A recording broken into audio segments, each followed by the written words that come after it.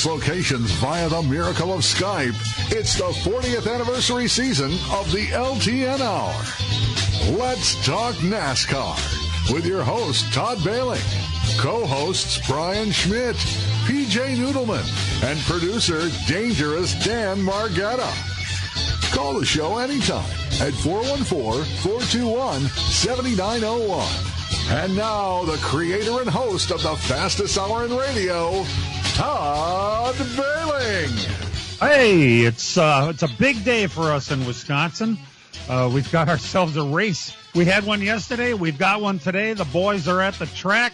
We're going to give you a little preview of Darlington. Oh, yeah, Darlington. NASCAR. What a great idea that would be. Hi there. Todd Bailing in Greendale, Wisconsin. Our on-the-road gang is at the Milwaukee Mile today. Dan and Brian are in the infield right now. Hey, guys, perfect day for a race. It is, and where are all the fenders? Yeah, the taxi cab show is at an open-wheel race. I know what's going on here, but we're at the IndyCar race at the Milwaukee Mile, and it's a great day for a race, isn't it, Brian? Yeah, second week in a row we're at the Milwaukee Mile. Who would have thought that a couple years ago? But, yeah. What a great event IndyCar has put on here. We'll be talking about it as the day goes on. But Chamber of Commerce type of weather. This is the type of weather you expect in the state of Wisconsin here today. And of course, PJ Noodleman of Trimpolo, Wisconsin, been gone the last couple of weeks helping her mom, but she's back today. We missed you.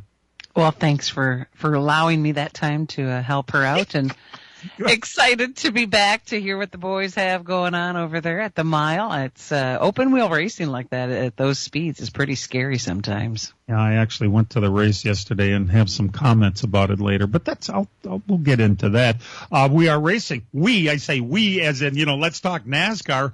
We're at Darlington today, a little over a 1 1/3 mile oval, the oldest track on the NASCAR schedule. It has survived every single schedule change like it did this year. It will be This is a back-to-back USA event today. The Indy race is at 2 o'clock, and the green flag falls for the NASCAR race. The Southern 500 at 5:05 this afternoon.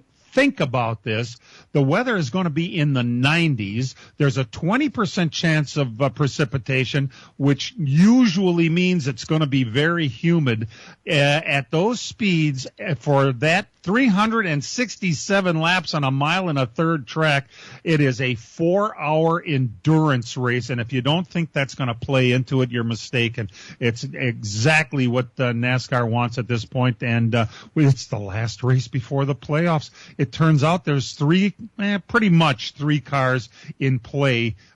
Chris Buescher is 21 points to the good. Bubba Wallace, who, oh, by the way, is our pole sitter today at 161.146, will be, he's the one that's 21 points behind, and Ross Chastain is only 27 points out, so pretty much between the three of those. If Ty Gibbs had an early issue, he may be in trouble, but for the most part, Gibbs is 39 points to the good, so he should be okay. Truex, by the way, 58 points to the good. Seems like he's a shoo-in one way or the other. By the way, not only is Bubba on the pole, Seahos is on the outside. How do you like that one? I just made that up. Carson Hocevar. Second. Wow. Who's inside? Who's outside? I don't even know where they're going to start from. In a Spire car, too. I mean, that Spire team is moving up. They are. Imagine. Yep. Scary. Don't look now. It's only a couple. It's not far away from them being a top-notch organization, I believe. I mean, they've really, and it's all about the people, and they've moved people around, and they start acquiring solid people. That's what you're going to get. And talk about the heat today and about 90 degrees. This is like the old Southern 500s. And they started at noon. It was always 90 degrees, and people cooked out there. And cars with a lot less, no cool suits and everything. Oh, my God. Can you imagine? And those were the day. But you know what? This is going to be fun to watch and a great place to have the elimination race as we get ready for the playoffs starting next week. Yesterday they ran the Xfinity Series, and Christopher Bell was your winner. Not a good day for Sam. I was at the IndyCar race. Boy, there's something I don't say very often, and I missed it. And I see Sam was 28th, so I don't know what happened to Sam Mayer.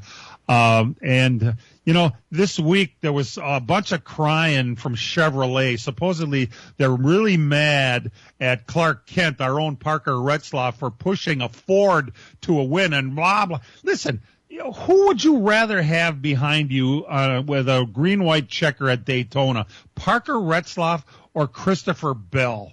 I mean, come on. Rowdy would have taken Christopher Bell any day of the week, but there's this rumor floating around out there that the Toyota actually supposedly told Bell not to push the 8 to a win because that would have bumped Bubba Wallace back, and he's in a Toyota.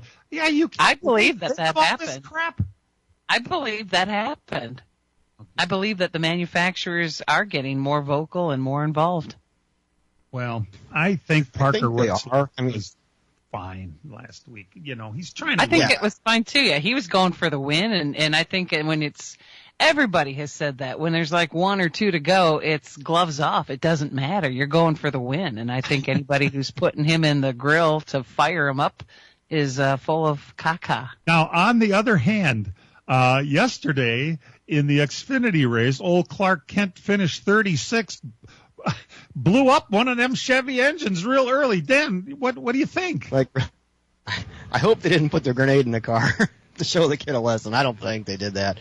But, I mean, there's another thing you can add to this whole story. Manufacturers are pretty competitive. They really are. And that's probably more so between themselves than what you see in the stands anymore. Like used to be, people, I have a Ford guy, I like a Chevy guy and all that kind of stuff. I think it's more internal with the manufacturers. There may be some behind-the-scenes stuff that way. I don't think it's to the extent where the crazy, rumors are going. But it is a pretty big deal among the manufacturers to keep their guys. We could have won that race if it wasn't for that guy who just didn't do what we told him to do. Shut up. First time at Daytona and a guy's in a position to win in a little different circumstance. If our buddy Harrison Burton hadn't completely abandoned Parker Retzlaff on that last lap, I mean, if they had gone up together, there would have been a shot to win the thing. So I don't blame. And as I said last week, when you're Parker Retzlaff, well, who'd you rather line up behind? Who do you think is going to screw up, Kyle Busch or Harrison Burton? Exactly. Pretty safe bet. It didn't happen, but he was looking up. I mean, imagine if that beer team would have won. That would have been massive for them. For them, yeah. Well, as it was massive for the Wood brothers, we're hearing millions and millions of dollars of the difference for that team. So good for all of them. What the hell? Hey, speaking of millions and millions, did you guys happen to see that there was some talk this week? There was a press conference and talking about the fact that the schedule came out and they abandoned Los Angeles Coliseum. What a surprise!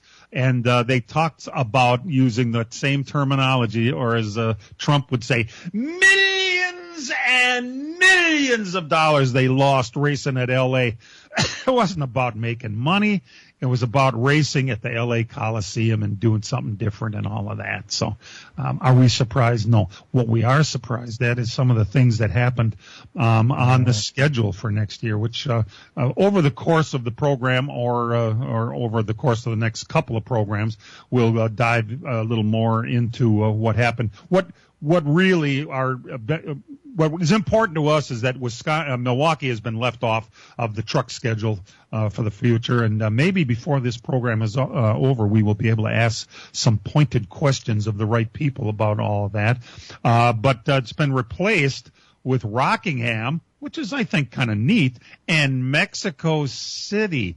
We didn't learn our lessons the last time we had to run a convoy through the Mexican mafia to go race down there. We'll talk about that as time goes on, too, but pretty interesting stuff all the way around. And there's other rumors. They talked to Ben Kennedy, and Ben Kennedy has said they are committed to racing in Southern California, but they don't know what they're going to do with the Fontana facility. They're still working on track configuration. You got to be kidding me.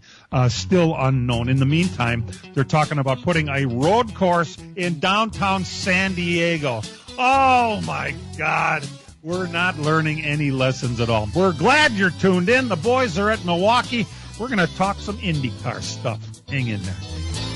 Get ready for the return of IndyCar to the Milwaukee Mile. The NTT IndyCar Series returns to Milwaukee August 30th through September 1st for the Hy-Vee Milwaukee Mile 250s weekend. Don't miss the first IndyCar event at the historic 1 Mile Oval since 2015, featuring an NTT IndyCar Series doubleheader with races on both Saturday and Sunday. Check out the free fan fun zone with live music, great food, and family fun all weekend long. Get your tickets now at wistatefair.com and join us for a Labor Day weekend celebration at the Hy-Vee Milwaukee Mile 250s. As a growing manufacturing company, we needed security solutions. We chose Bonafide because of the services they offer, pricing, and trusted reputation. But it's their outstanding service and support that convinced us we made the right choice with Bonafide. When businesses need security, they contact Bonafide Security Solutions. From locks and alarms to safes and surveillance, we do it all. We are Bonafide. We protect what you value. For your free security survey, call us today or visit bonafidesafe.com. Race fans, the season is winding down, so you'll want to be at the Fair Park in Plymouth for the final two events. On Saturday, September 21st, the 7th annual Jim Wildman Watson Classic. Also, the A-Mods, wingless sprints, and street stocks. Increased purses in all divisions. And we'll wrap it all up on Saturday, September 28th with the Wisconsin Sprint Car Championships. Non-stop action at the Fair Park. We'll see you there.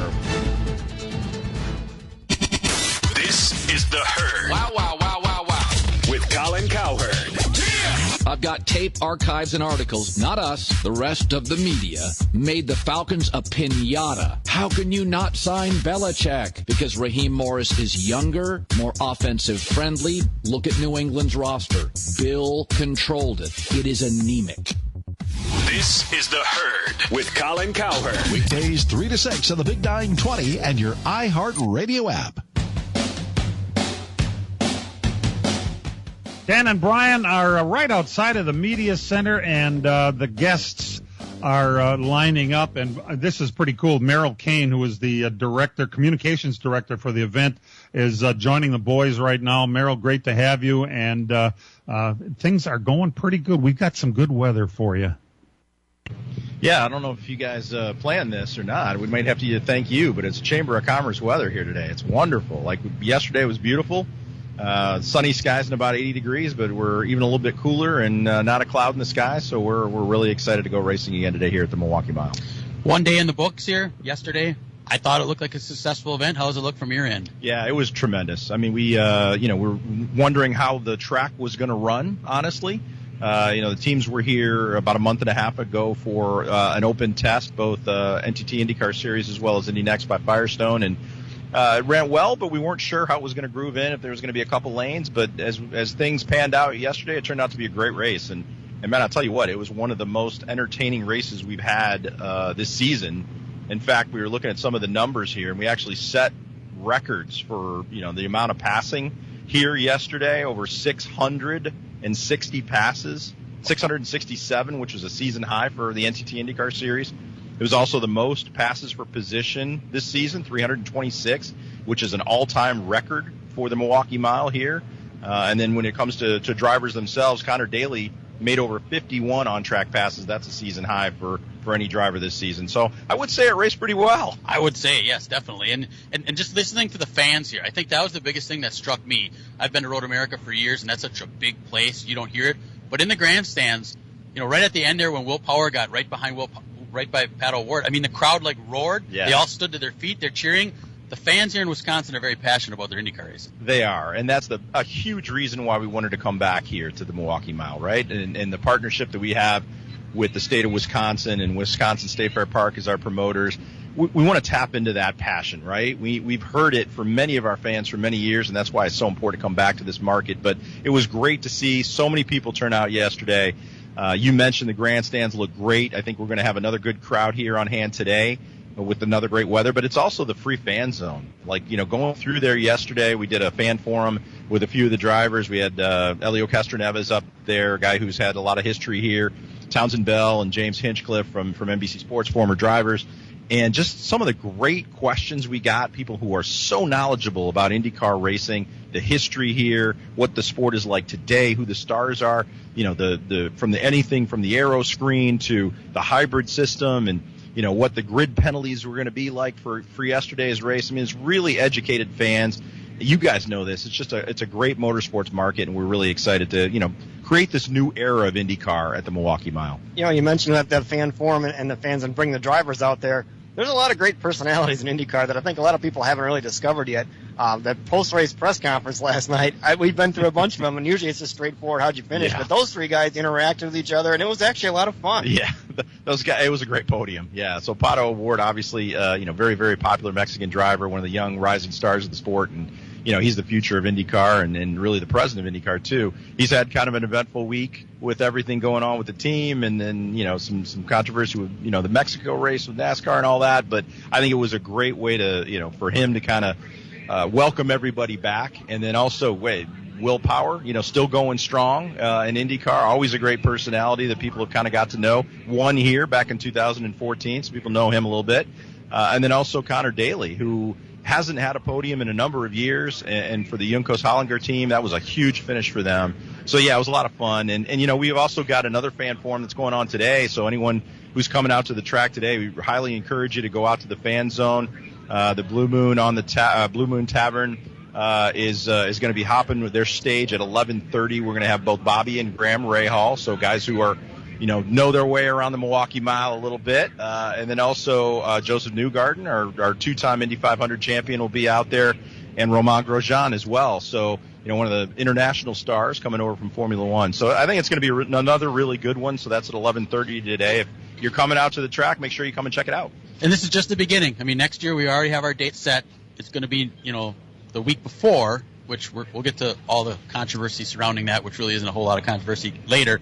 But so this is just the beginning, and next year, I mean, we plan on building this as bigger and better as we can, correct? Yeah, absolutely. This is an investment, right? This is not just a one and done, let's see how it goes, right?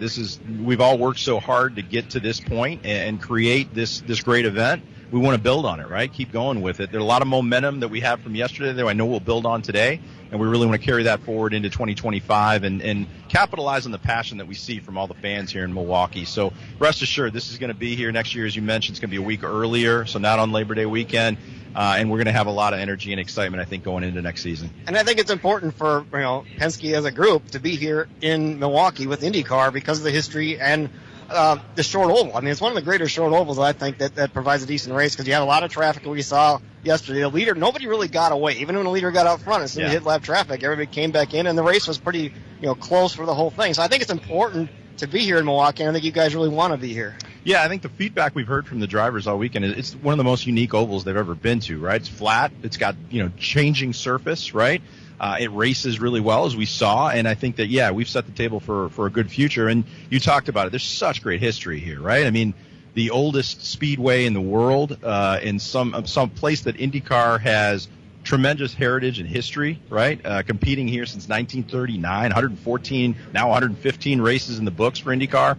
And we really want to build on that. Some of the greatest names in the sport have won here, and we've got a lot of great names that are, coming up and still here in IndyCar. So it's really exciting to kind of add to that, and Pato O'Ward got to add his name to that roster. So if fans are listening and they're on the fence and they want to come on out, what do? Just show up and there's tickets available? Yeah, absolutely. If you want to still go online, wistatefair.com, but also, the ticket gates are open. You can come up and walk up. We had a really good walk up yesterday, so a lot of the ticket gates are open today. You can even still buy some passes for some unique experiences here. So we encourage fans to come on out, have a great time. It's going to be a great day. And I mean, weather couldn't be more perfect. I think you're going to have some entertaining racing, also great music off the track in the fan zone, great food. A lot of the State Fair feel is here. And for those, we know how popular Wisconsin State Fair is, and the Harvest Fair here that's coming up in a few weeks. I think people will see a lot of that experience with a racing flair to it. So it'll be a lot of fun. I like that aspect yesterday. I spent some time out there. I actually watched the race in the grandstand yesterday. And hanging around out there with all the vendors open and the stages and the restaurants and that's a pretty cool idea, I think, to have that. I mean, a good call on that. Yeah, I mean, it's our partners at the Wisconsin State Fair Park. They've been great to work with, and they know what they're doing here, right? They know how to host big events, how to make sure it's a seamless experience for fans, and give them a really great day of entertainment. So when you blend that with the racing that IndyCar brings and the personalities in the sport and great weather like we're going to have today, I mean, you can't not have a good time here, right? So it's going to be a great day, great Sunday. Merrill, it's been really great working with you and having you on the program. Thanks for taking such good care of us, and best of luck. It's been an amazing weekend so far. It's going to continue to do that today. Well, thank you. It's been great to work with you guys. I know we've tried to have some guests on weekly for you guys as we built up to this, and you guys have been great to work with, and hope you come out of here feeling really good about IndyCar, and we can continue the momentum and continue to work together in the future. Merrill Kane, the communications director for today's Hy-Vee 250s, and we'll be back in just a couple of moments. Hang in there with us. Miller Sales and Service of Random Lake is where to go for a trailer, no matter what you're hauling. Tom and Jerry Miller have been selling trailers from B&B, Trophy, and Bravo for over 50 years. Quality and integrity is what put them on the map on the corner of 57 and K since 1939. Home of the number 89 dirt and asphalt cars of Brad Miller. That's Miller Sales and Service. It's where to go for a trailer, just 20 minutes north of Milwaukee. Call them 920-994-4358. The summer heat is on, and PMF Landscape Supply in West Bend has everything you need with fresh mulch arriving daily. From premium hardwood mulch to hemlock and pine bark to EnviroMulch in red, gold, chocolate brown, and black colors. PMF also has a large variety of decorative stone and granite, as well as field stone, topsoil, and compost. For all your landscaping needs, visit PMF Landscape Supply, 5470 River Road in West Bend. Call 262-338-8800 or visit pmflandscape.com. Friends of racing for many years. PMF Landscape Supply in West Bend. Love it. Embrace it. Right now. The Dan Patrick Show. Dan Patrick. It's interesting how we use preseason results, where you go, hey, Caleb Williams looked awesome. Well, you probably saw one pass to Roma Dunze. That was a wonderful pass. But if you watch the entire game, I don't think you come away going, man, he is the next Patrick Mahomes. The Dan Patrick Show. Dan and the Danettes and you. Weekday mornings 8 to 11 on the Big 920 and your iHeartRadio app. Boys, back at the Milwaukee Mile, and the big brass is sitting down right now. Sherry Black, who's the CEO of Wisconsin State Fair Park, and John Yingling, who's there. I believe he's chairman of the board. Either way, we start with Sherry. First of all, great to have you back on the program, and the first time you get to see the boys face to face. Yes, thank you for having me. So, what do you think so far? I mean, I've been pretty much blown away by what I've seen. The atmosphere yesterday, got weather that's absolutely perfect. So, what are your thoughts? Oh, can you see the permagrin on my face? Yes. I am very pleased. Still excited for today as well. Yesterday got a little warm, but I am not complaining at all because today the temperatures dropped. I think it's going to be absolutely perfect. Fortunate to have this great weather. I think that's part of the big success of yesterday. Everybody was willing to come out. Awesome. I think the fan zone thing was a really good deal to do, have that area open. It felt like I was at State Fair and there was a race going on. Like the old days, they had races here and stuff. I thought it was a really good idea, and I hope that continues. Thank you. We actually, when we first started talking to IndyCar, which really was only about a year and 3 months ago, we put this all together just in a year. That's kind of what my vision for it was at that time, and I kind of sold them on the fact that, hey, we know how to bring in our great fair fans, and we want to get people interested in racing to get more fans, obviously. So we thought the combination of that and then fans that have been here in the past and know what that's like to be out there. So I think it's a win-win. It also helps get people in and out, and we're really pleased with it. It's something we hope we can grow. As you know, starting out, having them back the first year, we want to see this grow. IndyCar did commit to 3 years, so we'll keep that area growing. We hope to add more. Switching over here to John. John, got to meet you yesterday. Talked a little bit about this event, and moving to next year. And the big thing a lot of our listeners want to find out about is, we saw the talk about the Truck Series race unable to make a date. Just talk a little bit about that whole process and how that went, and why we had to settle for why it didn't work out to get the NASCAR Truck Series year back next year. Well, the biggest reason is television.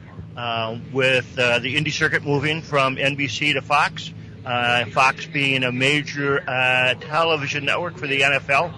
Next weekend, the NFL starts their season. That would have been when IndyCar would have finished their season. They had to move things up. They moved the finale to Labor Day, and that means our race had to move up to the 23rd. We tried to work with the promoter to basically try to put together a race weekend, and he just wouldn't have it. So we made every attempt to try to do that, and we'll make every attempt to look at other opportunities for NASCAR. I am not disappointed at all in terms of looking for the future. Yes, we would have liked to have them both, but just not in the cars. Yeah, and talk about your schedule here, too. I mean, it's not that, just because there's no cars going around the track. This park is used literally every single weekend of the year, correct? This park is year-round. So, you look at it, we do try as much as possible to take July to set up for our premier event, the Wisconsin State Fair, which, by the way, is the best fair in North America. Yes. We again set record attendance. Then we have to move on. We'll have a horse show in between there. Then we'd set up for NASCAR. Then we set up for IndyCar. We're going to come out of this, have another horse show, and then we're going to put together another premier event that we've created, which is Harvest Fair. So, we are moving, and then as soon as all that's over, the expo starts to move. So there is no time where these grounds are silent. And then we look at when can we squeeze in more improvements. And track improvements were approved at the Building Commission in August. Going to make more improvements. And I don't think people realize that you're kind of a race guy, too. I mean, you're a race fan. That's the first time in a long time that somebody on the board actually, is a race fan as well. And I didn't realize that a couple years ago. And then somebody said, "Hey, John's a race fan." I'm like, "Oh, this is really cool." So you do care about what happens on the racetrack here. Absolutely. A privileged experience in my youth. I grew up on 76th and Greenfield. I just happened to have an uncle that loved racing and actually worked in the pits. So he got me every ticket to every race. So I saw every race from basically 1964 until probably 1975. So I've seen a lot of great racing here, a lot of memorable moments. Love the sport and love this track. I'll tell you, my first IndyCar race, I was 5 years old. I was here in 1975. I saw A.J. Foyt win, so it's cool to see him back. I got to meet A.J. Foyt. It was such a privilege to do that. The drivers of my youth, Parnelli Jones, Roger Ward, A.J. Foyt, all just stalwart. Now, some people have been asking, we've heard from other listeners, years ago we used to race during the fair. I guess talk a little bit about the logistics of that and why that's something that probably is not real practical these days. Well, the fair has grown tremendously, and the fair has changed tremendously back from my day when I was coming to the fair. There was no expo building. That's where the Midway was, up on 84th and Greenfield. We used the entire north lot for parking. The fair has expanded. The number of people coming to the fair has expanded. Our opportunities have expanded. But also the world of safety has expanded. So our main stage is not one that you can just take down in a day, put back up. I mean, I remember them racing in the afternoon, putting that main stage up, and there was Bob Hope playing. So it's a whole different world. I was here. I saw a stock car race, and I was like 4 or 5, and I know we saw Mac Davis that night on the stage. Mom and my brother and sister came in to watch the concert after Dad and I watched the race. Yeah. Sherry Black would be having a heart attack if we used that type of stage for this in this particular period. But now the event yesterday, I thought you had to be pretty pleased as to turnout and everything the way it's gone. I mean, it's a good start to build a very good future on this event, isn't it? It was a tremendous turnout, a tremendous day. Sherry and her team created something that I think stunned everybody, which was that fan zone. And that fan zone caught people's attention. They came before the race. They came in and out during qualifying. They saw the Indy Lights Series. They got excited, and then they just showed up in droves for the actual Indy race, and then back to the fan zone. So it's tremendous. John, it was great meeting you yesterday. You're this whole weekend, you guys are hitting a home run, and we couldn't be happy for you. I'll tell you something. anybody that cares about this track has got to be pretty pumped up about everything that's happened here. And no short amount of credit should go to you. It's been fantastic. Great working with you, and let's hope for some luck today. Oh, yeah. I think we're going to have another good day. We really appreciate all the coverage and everything you do for us. So thank you, and everybody, have a great race day. John Yingling, who has absolutely no family that's making beer in Pennsylvania. We're going to take a break and be back. Thanks for tuning in. Hang in there. Get ready for the return of IndyCar to the Milwaukee Mile. The NTT IndyCar Series returns to Milwaukee August 30th through September 1st for the Hy-Vee Milwaukee Mile 250th weekend. Don't miss the first IndyCar event at the historic 1 Mile Oval since 2015, featuring an NTT IndyCar Series doubleheader with races on both Saturday and Sunday. Check out the free fan fun zone with live music, great food, and family fun all weekend long. Get your tickets now at wistatefair.com and join us for a Labor Day weekend celebration at the Hy-Vee Milwaukee Mile 250s. As a growing manufacturing company, we needed security solutions. We chose Bonafide because of the services they offer, pricing, and trusted reputation. But it's their outstanding service and support that convinced us we made the right choice with Bonafide. When businesses need security, they contact Bonafide Security Solutions. From locks and alarms to safes and surveillance, we do it all. We are Bonafide. We protect what you value. For your free security survey, call us today or visit bonafidesafe.com. The summer heat is on, and PMF Landscape Supply in West Bend has everything you need with fresh mulch arriving daily. From premium hardwood mulch to hemlock and pine bark to EnviroMulch in red, gold, chocolate brown, and black colors. PMF also has a large variety of decorative stone and granite, as well as field stone, topsoil, and compost. For all your landscaping needs, visit PMF Landscape Supply, 5470 River Road in West Bend. Call 262-338-8800. Or visit pmflandscape.com. Friends of racing for many years. PMF Landscape Supply in West Bend. This is Two Pros and a Cup of Joe. We're getting back into it. Mike Gundy, the head coach of Oklahoma State, he's done. Tell your agent to quit calling us and asking for more money. It's non-negotiable now. Get them start again in December. But that is wild, man. So, coaches, I don't feel like going wind sprints today, Coach. Two Pros, LeVar Arrington, Brady Quinn, and a Cup of Joe, Jonas Knox. Weekday mornings 5 to 8 on the Big 920 and your iHeartRadio app. This is perfect music if you're going to introduce the president of Penske Corporation. How great is that? Bud Denker is joining us live there right outside the media center. And, I happen to think, I am of the opinion, and I'm pretty sure that Mr. Denker is too, that this was much to do with the boss himself. Mr. Penske wanted to come back to Milwaukee. Correct me if I'm wrong. First of all, welcome to LTN. Great to have you.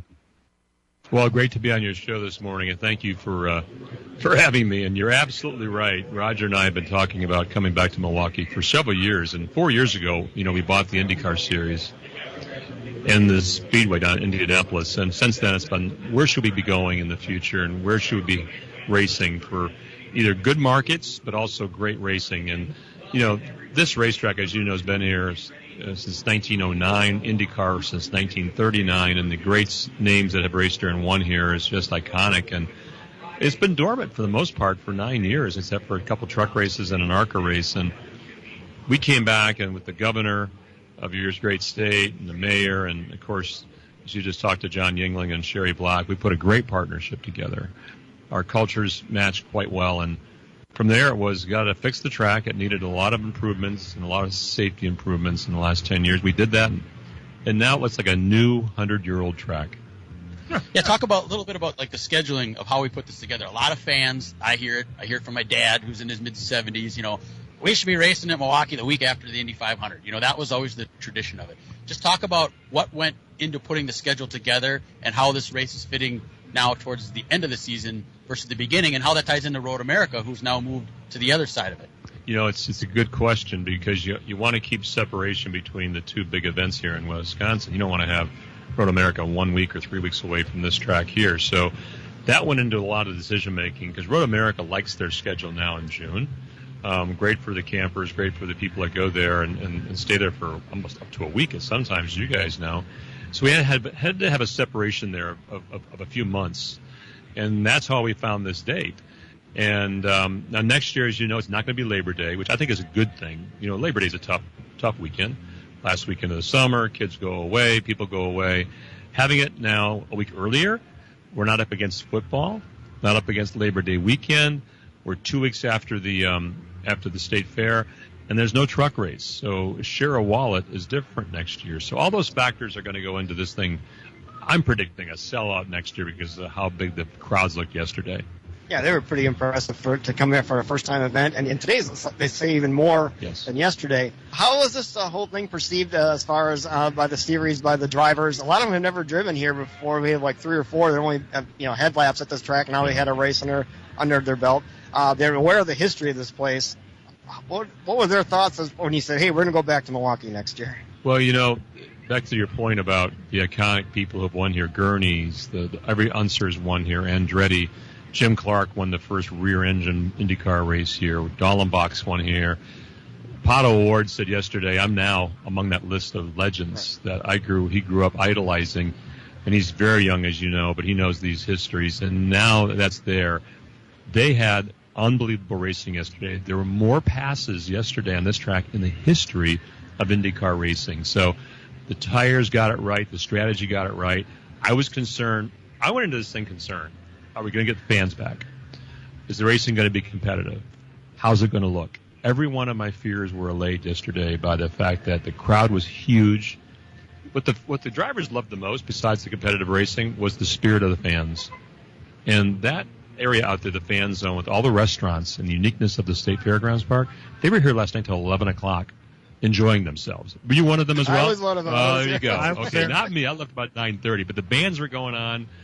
Quiet Riot, and other bands. So the place is so unique, and I don't remember it that way. And what we saw was something that we can build on now. And that's what it seemed like a good start yesterday, having everybody in the stands. And I was surprised that the fans really got into the race. I mean, they were cheering Connor Daly. Connor Daly was making a run, and even Santino was a fan favorite up there, and he had Will chasing down Pato Ward, and it got close in the end there.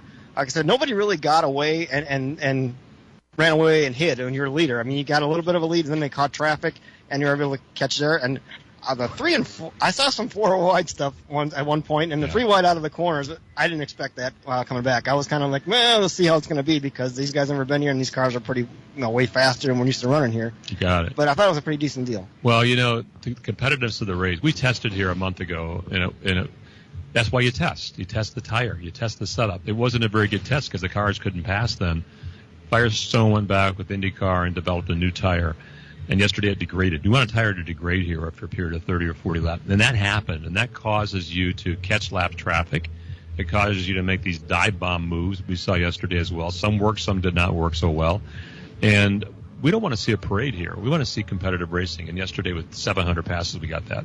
Crystal ball, you talked about possibly a sellout next year. Only one race next year. Obviously, the doubleheader. This is kind of taking place in Texas, correct? That's correct. What is your crystal? If you look into your crystal ball, where do you see this event going? I mean, I'm talking to John Yingling yesterday off to the side. He talked about maybe getting some more, VIP stuff going on or some more sponsor stuff. What is your grand vision for this event? It's a real good question also, because this is like, if you build it, will they come? Right? If you build it, will they come versus they will come. So when we did this regarding customers and sponsors, we were cautious. And we only built 5 suites in turn 1 for our sponsors, not wanting to go crazy. But as you said, in turn 4, there's going to be some grandstands coming down next year. They don't need this many grandstands here anymore for anything. So when those come down, we'll put more suites down there too. So we expect to double the number of sponsors and corporate partners we have. And then, with one race, we're going to fill it up, because you have 2 races now with about 20,000 people in these grandstands. They only hold about 24,000. So now with one race, I expect to fill this thing up. And you look at next year with your new TV deal on Fox. You'll be on the big network all the way through. I mean, that should generate some more interest, because it'll reach a lot more viewers being on the big network every race. Biggest single impact we've made since we bought this series was that fact alone. We're the only sport, football, baseball, hockey, basketball, motorsports, that have every one of our race on network TV next year. Every single race, not cable, not streaming. Every single one of our events will be on network. So we're going to have 52% more network hours. What that means is more viewership, more places customers can tune into, and they also know where to go to every single race on Fox next year. We're talking with Bud Denker, who's the president of Penske Corporation, and making a pretty nice investment in our city and our racing around here. Mr. Denker, it's been great having you on, and we certainly hope to see you down the line. You're going to be a regular at this place. Well, we'll be a regular here next year and many years to come. So thank you for your support. Thanks for being here. And it's great to be back in Milwaukee. It's been many years since I've been here. Your people here are amazingly great. They call it Wisconsin nice for a reason. I saw it this weekend. Thank you. All right. Thanks, Mr. Denker. We'll be back. Hang in there with us. We got some results for you. The summer heat is on, and PMF Landscape Supply in West Bend has everything you need with fresh mulch arriving daily. From premium hardwood mulch to hemlock and pine bark to EnviroMulch in red, gold, chocolate brown, and black colors. PMF also has a large variety of decorative stone and granite, as well as field stone, topsoil, and compost. For all your landscaping needs, visit PMF Landscape Supply, 5470 River Road in West Bend. Call 262-338-8800 or visit pmflandscape.com. Friends of racing for many years. PMF Landscape Supply in West Bend. Miller Sales and Service of Random Lake is where to go for a trailer, no matter what you're hauling. Tom and Jerry Miller have been selling trailers from B&B, Trophy, and Bravo for over 50 years. Quality and integrity is what put them on the map on the corner of 57 and K since 1939. Home of the number 89 dirt and asphalt cars of Brad Miller. That's Miller Sales and Service. It's where to go for a trailer, just 20 minutes north of Milwaukee. Call them 920-994-4358. Race fans, the season is winding down, so you'll want to be at the Fair Park in Plymouth for the final two events. On Saturday, September 21st, the 7th annual Jim Wildman Watson Classic. Also, the AMODs, wingless sprints, and street stocks. Increased purses in all divisions. And we'll wrap it all up on Saturday, September 28th with the Wisconsin Sprint Car Championships. Non-stop action at the Fair Park. We'll see you there. The Packers kick off the season September 6th against the Eagles in Sao Paulo. Packers game day at 6. Wayne and Larry are live from Brazil at 8. My goodness, don't put the kids to bed yet. On the home for the Packers, 97.3 The Game.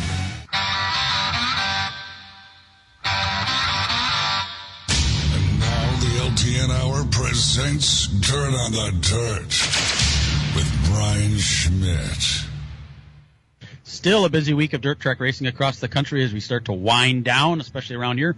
We'll start Monday all the way over in Roseburg, Oregon at the Douglas County Dirt Track for the High Limit Sprint Car Series as they continue their West Coast swing. James McFadden grabbed the victory there on Monday. Skip to Wednesday in Farley, Iowa at the 300 Raceway. It was the XR Stock Car Stampede. This is a $100,000 to win IMCA stock car race. This is the preliminary night number 1, and Ricky Thornton Jr. showed up. Ricky Thornton Jr. won the $5,000 preliminary race. Jeff Steenbergen from Wisconsin area here, Johnson Creek, he finished second in that preliminary feature. Also Wednesday night in Elma, Washington at Grays Harbor, the High Limit Sprint Car Series, Trey Starks was your winner. Thursday night, they had the other half of the field. There was 194 stock cars there, so they split it in half. The other half had their preliminary feature, and Dallin Murdy grabbed the $5,000 to win preliminary feature there. Also Thursday night in Burlington, Washington, Skagit Speedway, High Limit Sprint Cars, Trey Starks won his second in a row. Friday night at Chilton, Gravity Park Speedway in the mods, it was Steve Miller. Grand Nationals, Taylor Ron. Stock cars was Mitch Meyer.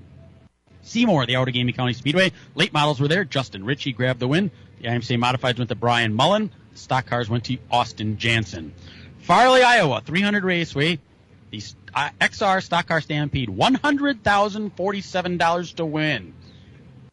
Ricky Thornton Jr. did not qualify well, so he had to start at the back of the pack, 24th. Didn't matter. Ricky Thornton Jr. grabbed the $100,000 win to win feature event there. Pretty impressive run from 24th. Brian, you know that people complain that why would a guy come down and just to steal our money in this because he's a better driver? Isn't that exactly what happens with Kyle Larson every week? Oh, sure. Yeah, and it's not that Ricky doesn't have this stuff. He's had these cars. I mean, he's been racing him for years. I saw him race him at Francis Crick a couple years ago, so it's nothing unusual. Right. The undercard there were the super late models that night, $15,000 win. Bobby Pierce got the win there. Also Friday night, Spring Valley, Minnesota, Deer Creek Speedway, the USMTS Modifieds. Jake Tim was your winner. Wheatland, Missouri, Friday night, Lucas Oil Speedway, the Lucas Oil MLRA. Chris Simpson was your winner. Portsmouth, Ohio, $7,500 the win for the super late models. Dalton Wilson was your winner. Night number 2 in Skagit Speedway in Burlington, Washington for the high limit sprint cars. Rico Abreu was your winner. And Brandon, South Dakota, the Houston Speedway, they're making up the event that flooded out back in June for the NOS Energy Drink World of Outlaw sprint cars. Sheldon Howdenchild was your winner. Last night at Plymouth, during their fair race, the IRAs were there. Joel Myers Jr. grabbed the win. The MSA 360 sprints went to Justin Erickson. Shawano last night, their final night. Late models, Andy Carl grabbed his first ever late model feature win. The modifieds went to Jordan Bart. Stock cars, Devin Snellenberger. Down at Wilmot last night, the mods, Steve Miller made it 2 wins on the weekend, picking up the modified win. The 604 wing sprints went to Tommy Sexton. Up in Sturgeon Bay at the Hill Raceway, the modifieds went to Dan Ratajczyk, and the stock cars went to Dave Boucher. The RA sprint cars will be making their first appearance on the circle up at Sturgeon Bay tonight. So that's going to be interesting to see. Cool. Eagle River had a special last night. The Grand Nationals, Chase Solomon was your winner. Stock cars went to David Blackberg. Sycamore, Illinois, the Badger Midgets, Danielle Robinson was your winner. The limited late models went to Titus Sneed. The wind is blowing my paper here.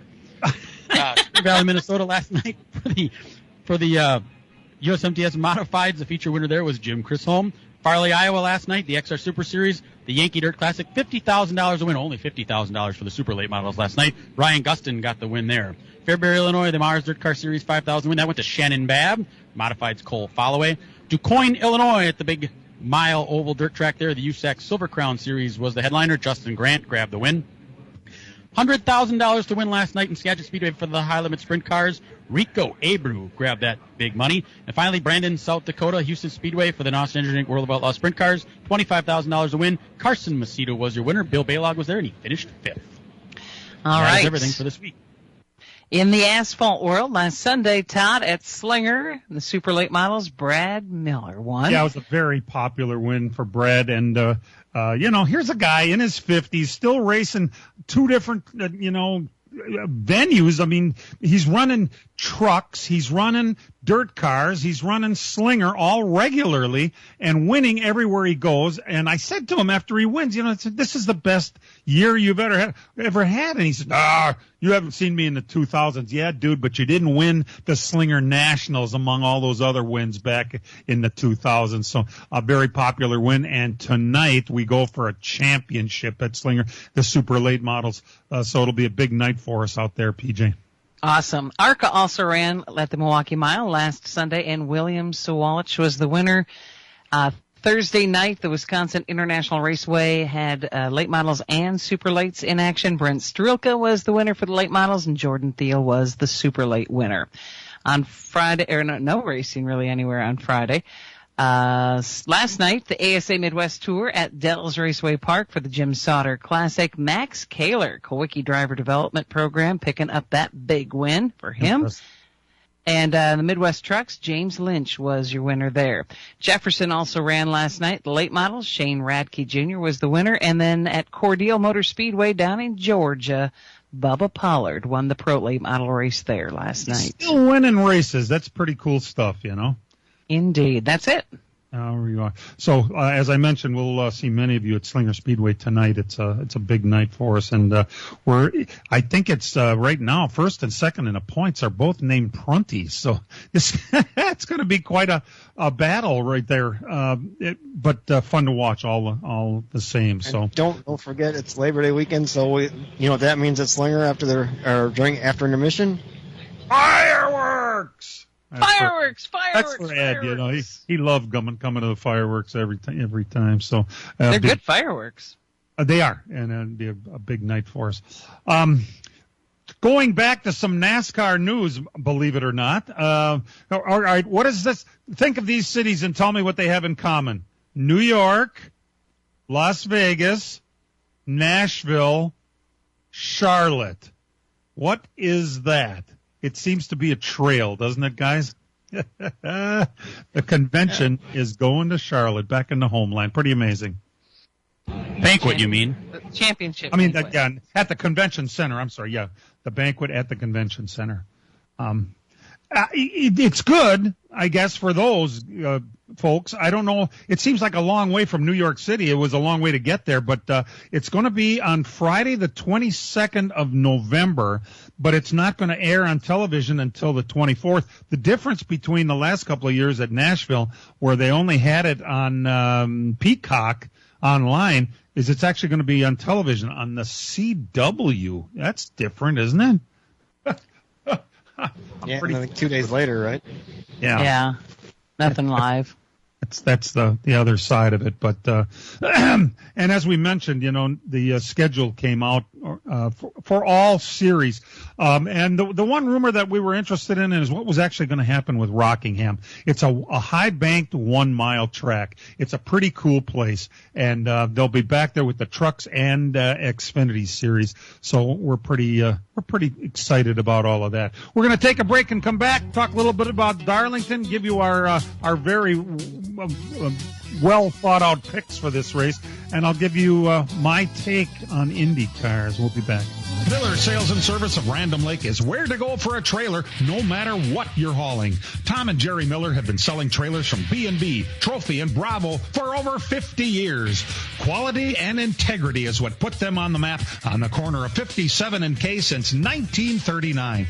Home of the number 89 dirt and asphalt cars of Brad Miller. That's Miller Sales and Service. It's where to go for a trailer, just 20 minutes north of Milwaukee. Call them 920-994-4358. The summer heat is on, and PMF Landscape Supply in West Bend has everything you need with fresh mulch arriving daily. From premium hardwood mulch to hemlock and pine bark to EnviroMulch in red, gold, chocolate brown, and black colors. PMF also has a large variety of decorative stone and granite, as well as field stone, topsoil, and compost. For all your landscaping needs, visit PMF Landscape Supply, 5470 River Road in West Bend. Call 262-338-8800 or visit pmflandscape.com. Friends of racing for many years. PMF Landscape Supply in West Bend. The NTT IndyCar Series returns to the Milwaukee Mile. They're going 3 and 4 wide and mid-pack up front. Everybody minded their P's and Q's. Turner tries to go to the inside, make it 3 wide into turn number 1. He's going to lose a spot to Pato Award, and Felix Rosenquist swiped the credit card underneath Colton Herta. It's an Arrow McLaren attack on Colton Listen Herta. to the Hy-Vee Milwaukee Mile 250, race number 2. Today, coverage starts at 1:30 on the Big 920 and your iHeartRadio app. All right, we're getting ready for Darlington, mile and a third, an endurance race. It'll be good 4 hours in the 90s and humid and all that. We've got our segments at lap 115 and lap 236. Very odd numbers there. And it's a 367-lap race. Yes, it is true that this guy is going to retire, and it might be that he's in his 40s, but this is the Martin Truex show as far as I'm concerned tonight. Let's go to Dan next. I'll give you Dan, Brian, and PJ. Dan? All right. Sorry, PJ, but I'm gonna steal your thunder. I'm gonna go with Chris Buescher. It's okay. We can have more than one person think he could win. It's all right. Ian? I'm going with William Byron, Hendrick. I think they're going to be pretty dominant there, so I'm going with them. And who did you take, Todd? Truex. All right. I'm going to go with, I don't want to pick the same person. I'm going to take Denny Hamlin for giggles. Everybody's favorite driver. Usually I thought one of us might go with the 54 car to win his first race. He's a pretty young guy, and this is a long, tough race, and he's ready. We all agree he's ready for that. So, well, there you have it. Who's your pick? We'll see a little bit later. The race gets underway at 5:05, and it'll be televised on USA right after the IndyCar race on the USA Network, which starts at 2:00. But of course, we encourage you to go out to the track. By the way, so when I was a kid. I was a car kid from the time I could think straight, and I loved cars. And my dad took me to stock car races at the Milwaukee Mile. It was the greatest thing I'd ever seen. And then one year he took me to an IndyCar race, and I didn't like it. And he said, "Why didn't you like it?" I said, "Because they don't look like cars." So I've had this kind of not a chip, an attitude over the years where I much prefer stock cars over open wheel cars, and no matter what kind of racing it is. But I have to say, this is the first time I've been to an IndyCar race since I was a little kid, and I thoroughly enjoyed myself yesterday. For one, you couldn't have had better weather. For two, it was a pretty good race, actually. My issues had to do with how hard it was to keep track of what was going on. A lot more people that knew more about this sport than I did were cheering and jumping around. I'm thinking, what did I miss? Well, first of all, they're so fast and the numbers are so damn little, you can't tell who's who. They come off the turn. If you're watching the car real close, you might be able to see it. They don't have a scoreboard. What kind of sport doesn't have a scoreboard? So you're watching these TV screens that have a crawl going across the top, and if you just happen to catch it on 17th place, you have to wait around for it to come to first, second, third, and fourth, which of course by then it's 2 laps later. So Brian was nice enough to tell me, hey, they have an app. Did you know you have an app for IndyCar? I use the IndyCar app. Well, I downloaded it immediately. Of course, by looking at my phone, I missed 3 or 4 laps. But the app doesn't have car numbers on it. It just says names on it. Well, what the hell good is that? So then I think to myself, well, in NASCAR, when they're on the backstretch and you can't see numbers, you remember the color. And there's a green car and a white car and a yellow car. Well, okay, so Pato's in a orange car. Well, they're going so damn fast, and there's 6 orange cars. For crying out loud, how am I supposed to know what's going on? Now, that's the only issues I had, because when the race was over, and it was a pretty popular win, by the way. It's a Mexican guy with an Irish name driving a Honda. Figure all that out. We went. No, that's a Chevy. He was in a Chevy. Oh, it's a Chevy. Okay. Chevy. We went over to the fan zone, and what a spectacular total event it made. There were 3 different bands playing. All the concession areas were open, just like State Fair. All in that group of stages and whatnot right behind the grandstand. I'm telling you, it was a very positive experience. Not only that, I got to stick around, have a beer, talk to Dan, talk to some guys I met for the first time in my life that go to Slinger, plus go to IndyCar races. And when I left, there was no traffic. How nice was that? And not only that, like a dumbass, I left my trunk open on my car in the infield all day. I don't even remember opening it. It must have been a button on. And, of course, race fans being what they are, nobody touched a damn thing in my car. Thanks. I got a text yesterday from Todd. Hey, Headbanger Dan, are you at Quiet Riot? Are you? And I'm like, I'm already there. I figured he's going to give me a hard time for watching Quiet Riot. No, Todd was there watching Quiet Riot. I was not watching. I had a seat back where I could drink a beer and listen to that fantastic music. What the hell is Quiet Riot? What era was that anyway? 80s? That's 80s, like early 80s, mid 80s. Okay, well, apparently I was I had moved on with my life. Todd was headbanging. 70-something-year-old smooth jazz listener. Sweet. It was a wonderful experience all the way around. So, but I've elected to not go back today because I'll be headed to Slinger Speedway, and I didn't want to mess with traffic like Dan's going to have to do here in a little bit. Are you ready for that? I'm ready. We've done doubles and triples before, so we'll be here for the race. I probably won't get to see the finish because of the traffic issues, but I'll get to see a majority of it and head up to Slinger and be there for that. Fireworks tonight. It's Labor Day weekend. We got a race, right? And the cars are moments away from going out on the track. They're going to have their 5-minute, because they raced yesterday, and they didn't have a chance to do anything. They get what they call a 5-minute install session, which fortunately we're going off the air right as they're supposed to go out because it's going to get loud here in a little while. Perfect. Absolutely perfect. Thanks for joining us. And thanks to our friends from IndyCar for supporting our program. And certainly it's been an interesting way of keeping track of what's been going on over the last few months. And best of luck to them this weekend. The crowd was excellent yesterday, and it's going to be bigger today, so it's all good. Unfortunately, and I'm sure they didn't realize this going in, it is my belief that real race cars have doors, even if they do climb in through the windows. LTN is produced and directed by Dangerous Dan Margetta.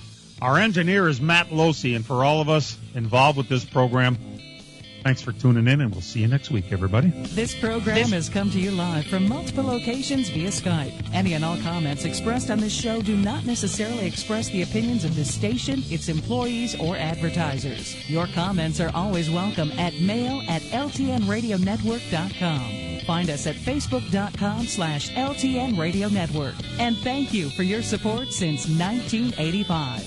Tune in again next Sunday morning at 10 a.m. Central Time for the LTN Hour on the LTN Radio Network.